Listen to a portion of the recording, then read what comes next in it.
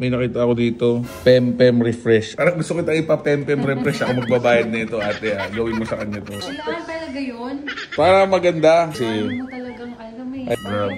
Baby, grabe. Pinapaliguan pa mga. Diba? Marunong ka naman maligo eh. Siyempre yung motor di marunong maligo mag-isa. Ikaw naman oh. May mga hugot dito yung mga therapist. Yung mga jowa nila. May motor. Tawag baby. Tapos tawag sa inyo? Inday. Inday. Wawa. Para may inuman. Grabe daming pulutan. Doc, thank you. Thank you. Katagal naman nito. Nakaka-irita. Tingnan mo.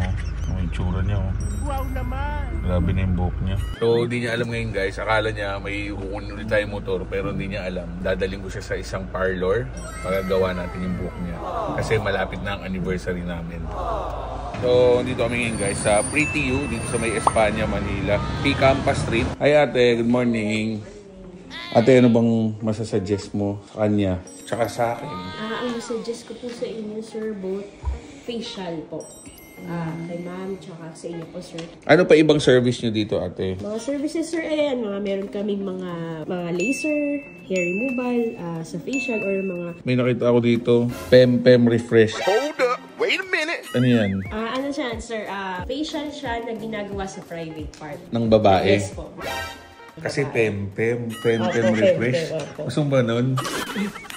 Parang gusto ko tayo ipa-Pempem Refresh. Ako magbabayad na ito, ate. Gawin mo sa kanya to. Meron din kami, sir, mga permanent makeup na, baka... Uy, meron pang nipple revival, pussy pink. Uy, ano naman yan, ate? Ano to, sir, permanent tattoo, yung mga medyo nag-darken na area na sa yung ating private parts sa So, kumbaga, ate, yung mga ganito magiging pink, ganon? Yes, ako. Aba, parang gusto ko yun, Pagawa natin yan. Kaya lang matagal to, hindi, huwag na yan. Ate, wala ka ba nung pampasikip? Las manang nga mo, ha? Meron din, sir, dito sa X-Lift po. Meron din siya dyan. X-Lift? Pusikip. Pusikip? Wait a minute. Magkano yun, ate? 999 per session. Mura lang po. Si madam pala, nurse siya. Registered nurse siya, RN. Sige, ate, sa ngayon, okay na sa amin yung sinuggest mo na facial at yung Oo. Tapos, sa akin ganun din gagawin. Tapos sa kanya, idadagdag ko yung Pempem Refresh. Kailangan talaga yun. Para maganda. Kasi, Ano mo talagang alam eh. regalo ko sa kanya yan Pempem Refresh, tsaka yung pusikip. Papapusikip natin to. So, sa mga kasama nating riders dyan, kung gusto nyo ng papusikip yung asawa nyo, dali nyo dito. Gusto nyo ba ng review? Ho, brother, ho. Bastos ka eh.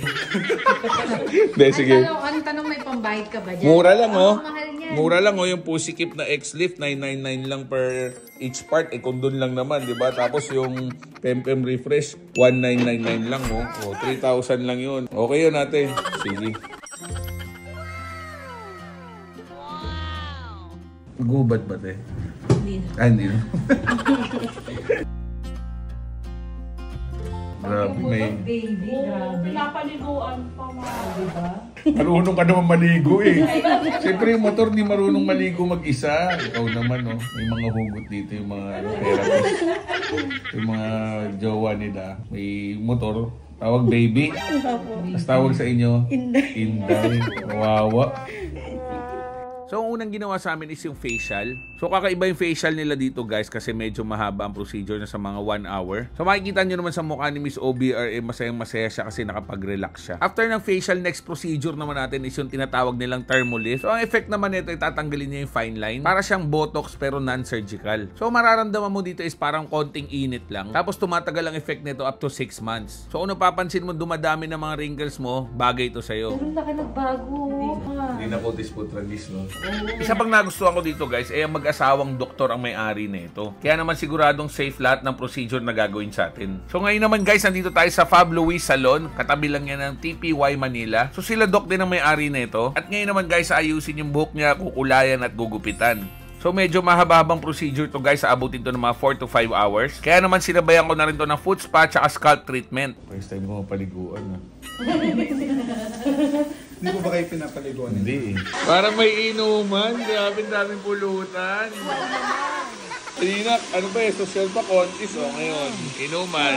So ngayon naman guys, pakikita natin sa inyo yung before and after ni Miss OBR. At sa mga tropa nating riders yan, paminsan-minsan ilabas din natin yung mga misis natin para makapag-relax. Hindi porket nasa bahay lang sila, wala na silang ginagawa, hindi natin alam mas pagod pa sila kaysa sa atin. Kaya paminsan-minsan deserve din nilang mag-day off. Tapos sa mga hindi nakakaalam, si Doc Ronald siya nag-opera ng tuhod ko before. Si Madam naman, siya yung anesthesiologist nung time na inopera ko. Doc, thank you. Thank you ulit. Thank you. Okay. Thank you, Doc. Thank you.